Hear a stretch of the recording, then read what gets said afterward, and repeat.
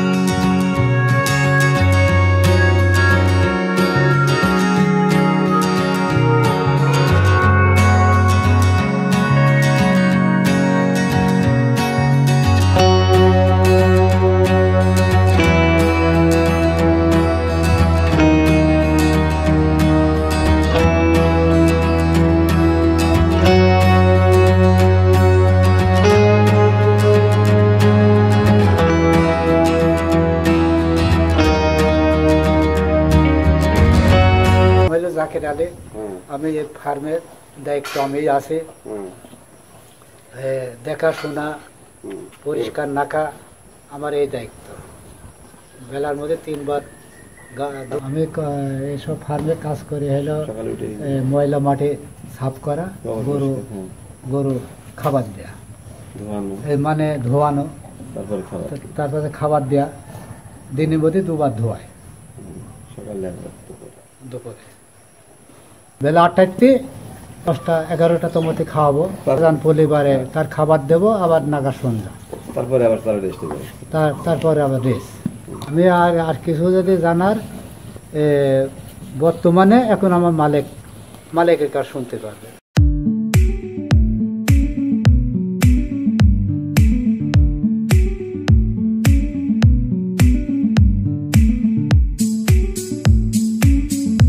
আসসালামু আলাইকুম, আমি মোহাম্মদ সাহেব আহমেদ, গ্রাম নদপাড়া, আলমডাঙ্গা, চুয়াডাঙ্গা।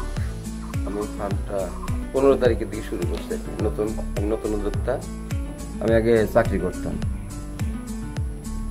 ওষুধ কোম্পানিতে, চাকরি করে এসে আমি যে ফার্ম স্টার্ট দিয়ে ফার্ম শুরু করছি আর কি।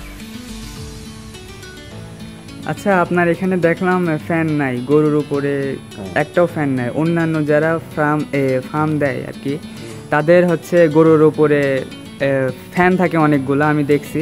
তো আপনার এখানে ফ্যান নাই কেন? আর ফ্যান নাই, দেখেন আপনি প্রকৃতিতে সারাদিন এত সুন্দর বাতাস যে ফ্যানের কোনো প্রয়োজন নেই এখানে। এখানে খোলা জায়গা, মাঠের ভিতরে সুন্দর পরিবেশ, অনেক টাইম এখানে বাতাস থাকে। এখানে ফ্যানের উঁচা সেট করছে এই জন্য যাতে গরম না লাগে। একটা বৈজ্ঞানিক পদ্ধতিতে করার চেষ্টা করছি আর কি। আর এখানে ফ্যানের প্রয়োজন খুব একটা হয় না, এখানে যথেষ্ট বাতাস, 24 ঘন্টায় বাতাস। আচ্ছা, আপনার ফার্মটা কতটুকু জমির উপর প্রতিষ্ঠিত? আমার এখানে 14 বিঘা জমির উপরে এই ফার্মটা প্রতিষ্ঠিত। এই যে আমার সব জমি একসাথে, কিন্তু ঘাস আছে আমার চারিদিকে, দেখেন 3.5 বিঘা ঘাস আছে, যারা ঘাস, যারা 1। আচ্ছা, এখানে কি আপনি সারাদিনই থাকেন? আমি আসার সময় দেখলাম যে আপনার মোটরসাইকেল আছে, তারপর হচ্ছে আপনি বসে আছেন। হ্যাঁ, আমি আসলে সবসময় যে আমার লোক আছে, সবসময় মাঝে মধ্যে আসে তদারকি করি, দেখাশোনা করি ঠিকমতো পরিষ্কার পরিচ্ছন্ন থাকছে কিনা, খাবার ঠিকমতো দিচ্ছে কিনা। এখানে সিকিউরিটি ব্যাপার আছে, আমি কিন্তু সিকিউরিটি ক্যামেরা লাগাইছি নিরাপত্তার কারণে। মাটির ভিতর তো, যার জন্য হয়তো কোনো নিরাপত্তার সমস্যা হতে পারে, নিরাপত্তার দরকার আছে। হ্যাঁ, নিরাপত্তার প্রয়োজন আছে। তাহলে লোকালয় ছাড়া জায়গা, আর এই জন্য তো এই জায়গাটা লোকালয় ছাড়া বলে এই জায়গাটা খুব সুন্দর পরিবেশ হয়েছে। এখানে আমার এই যে ফ্যান লাগছে না, কোনো সমস্যা হচ্ছে না, গরু সবসময় খুবই কমফোর্টেবলভাবে থাকে। এসে বসে থাকে, মনে হয় না যে এদের কোনো গরম লাগছে, বা এই যে এত হিট গেল তার ভিতরে এরা খুব আরামে শান্তির সাথে ঘুমায়। হ্যাঁ, ঘুমাচ্ছে, শুয়ে থাকছে। আপনার ফার্মে মোট কয়টা গরু আছে? এখন বর্তমান 10টা কেনা হয়েছে, আর পরবর্তীতে স্টেপ বাই স্টেপ আরও এই যে আমার বিভিন্ন আরও 20টা জায়গা আছে, আস্তে আস্তে আর কি এগুলো ফেলবো ইনশাল্লাহ। ফার্মটা এর থেকে বড় করবেন, তাই না? হ্যাঁ, ইনশাল্লাহ অবশ্যই। এই যে ফার্ম বড় করবেন, আমরা তো অলরেডি 30টা সেট করছি, এখন 10টা আনছি, তবে শুরু করছি তো স্টেপ বাই স্টেপ। এখন যেহেতু আমি নতুন এই লাইনে, আমার বোঝারও একটু জানার দরকার আছে, এই সম্বন্ধে একটু বোঝার ব্যাপার আছে। আচ্ছা, আপনার এতগুলা গরু, ঘাস তো কাটতে হবে, তাই না? তো ঘাস কাটার কি মেশিন রাখছেন, নাকি হচ্ছে আপনার সে কর্মচারীরাই কাটে? না, আমার হচ্ছে এখানে আমি এই যে ঘাস কাটার মেশিন কিনছি, এবং সাথে কম্বাইন্ড ফিড তৈরি করার জন্য ওর সাথে একসাথে আছে। এটা ফিডও একপাশে ফিড, একপাশে ঘাস কাটা, কম্বাইন্ড আর কি। বেশ ভালো একটা জিনিস, খুব ভালো সার্ভিস দিচ্ছে আর কি, যাতে আমাকে ওই মিলে ইয়াতে সময় নষ্ট না হয়, তার পিছনে সময় ব্যয় করতে না হয়, টাকা খরচ আছে। প্রতি কেজি হিসাব করলে অনেক টাকা খরচ হয় প্রতি মাসে। তো সেই হিসাব করলে আমার এই মেশিন কিনছি, মেশিন দেখা যাচ্ছে আমার 6 মাসে আমি যে টাকা কিনছি হয়তো ইনভেস্ট করছি প্রথম, কিন্তু 6 মাস পরে আমার এই বাইরে যে বিশাল খরচ সেটা আমার এখানে উঠে যাবে।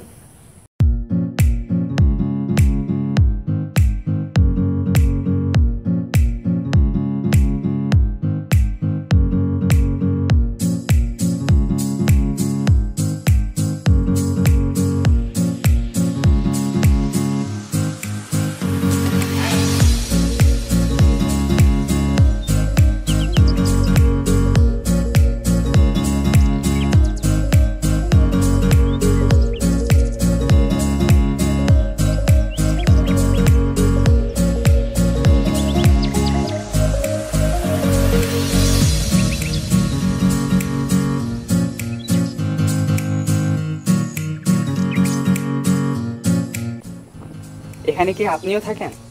জি, আমি এখানে আমি নিজেও থাকি এবং আমার সহকর্মী আছে, ওরা থাকে।